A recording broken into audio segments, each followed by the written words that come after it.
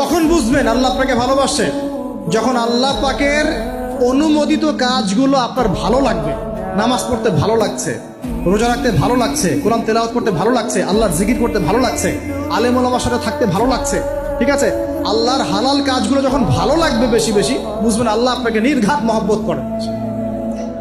আর যখন আল্লাহ পাকের নিষেধগুলো, হারাম, মদ আমার ভালো লাগে না, জেনা ভালো লাগে না, আমার খারাপ জিনিস দেখতে ভালো লাগে না, খারাপ শুনতে ভালো লাগে না, বুঝবেন আল্লাহ আপনাকে ভালোবাসে। আর যখন দেখবেন খারাপের পিছনে আপনার ঝোঁক বেশি, দুর্নীতি করতে ভালো লাগে, সুদ খাইতে ভালো লাগে, ঘুষ খাইতে ভালো লাগে, কাউকে ঠকাইলে মনে হয় আমি স্মার্ট হয়ে গেল, হ্যাঁ, মানুষের টাকা আত্মসাৎ করতে ভালো লাগে, নামাজ না পড়ে ঘুম দিতে ভালো লাগে, ঠিক আছে, রমজান মাসে বিড়ি টানতে ভালো লাগে, ঠিক আছে, মেয়ের সাথে যে টাঙ্কি মারতে ভালো লাগে, তখন বুঝবেন যে আল্লাহ আপনাকে এখনো ভালোবাসেন, বা আপনি আল্লাহর ভালোবাসা পাওয়ার যোগ্যতা হারিয়ে ফেলেছেন। আল্লাহ পাক আমাদেরকে বোঝার তৌফিক দান করুন।